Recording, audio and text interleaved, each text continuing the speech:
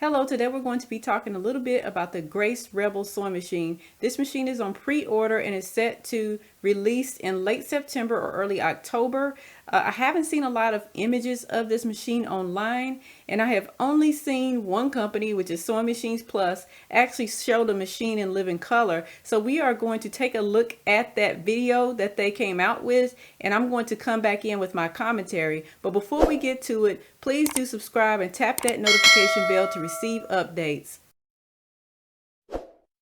So this is our 13-inch machine. You can already see how big the harp is on this. And you notice that there's lights underneath there. That's right. There are lights that you have 13-inch throat from the needle to the back. So you have a huge work surface that's going to allow your sewing and or quilting to be even better because of this harp. So let's just put this video on ice for a second and look at the specs.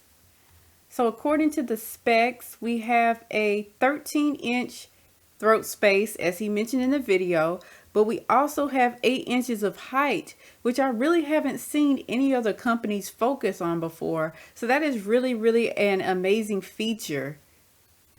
Just to give you a frame of reference, the Juki 2010Q has a 9-inch harp space with a 6 3/4 inch range from the top to the bottom.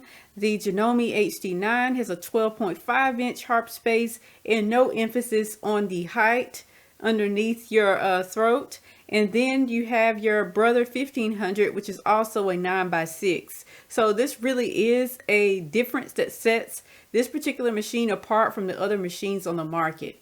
Okay, so large throat, 8.5-inch harp, 13-inch from needle to the back, 1,600 stitches per minute, M-class bobbin. That's right. It uses an M-class bobbin, just like the long arm machines do. So you have a larger bobbin, you have the ability to sew a lot more, and at the speed that you're looking to do it at. So the speed is fantastic.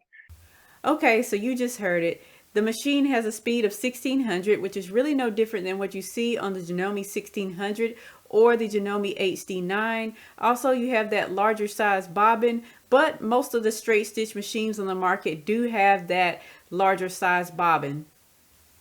A caller goes on to ask if there will be a built-in stitch regulator. I know that some people really love the stitch regulator feature while others don't, but let's hear what he has to say about that.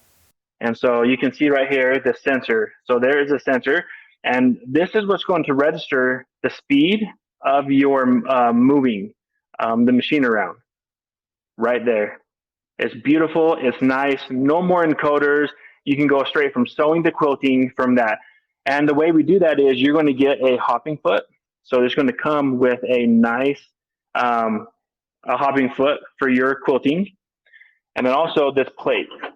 Once we add this plate on to the plate that you see down here, this will automatically then register to the machine that you're on stitch rate or you're going to be quilting, and it's going to trigger the sensor. And it is so fantastic. So we're going to bring that camera back out. So I have really mixed feelings about the stitch regulator sensor. For those of you who don't know what a stitch regulator is, it is designed to sense how fast the fabric is being moved underneath the foot, and then it adjusts the speed of the needle going up and down to create the perfect stitch length.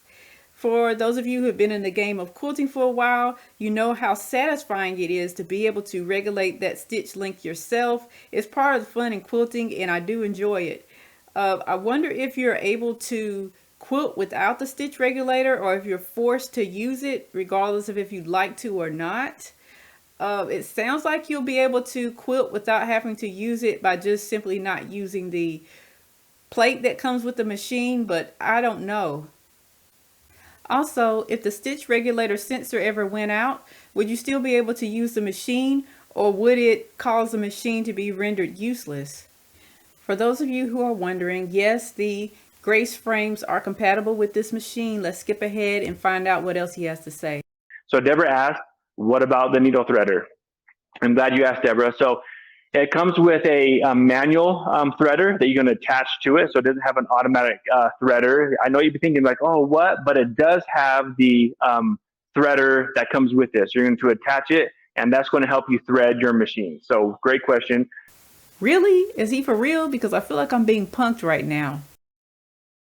Do you have to use a foot pedal for your quilting? Yes, when you do, no, sorry. For sewing, you do need to use your foot pedal. For quilting, as a stitch regulation, so no foot pedal is required. Once you put it on a frame and move it around, you have that stitch regulation built in, and so you have access to the entire speed of the machine at that moment. Get the precise, you get the ability to have the stitches the same length the entire time. So the foot pedal is only needed when you do your sewing. That sounds very interesting because I never thought about how it would be to quilt in a frame because I've never quilted in a frame before. So the stitch regulator really would be beneficial to those who are using a frame. But it does sound like you would be able to go without the stitch regulator if you were using the machine as a tabletop machine like I do. Let's get back to it. I'm not the strongest guy, but it is really, really light and it has a nice handle on here. So I'm going to go ahead and just lift this up. You can see how simple that is to lift up. And we're going to go ahead and put it back down.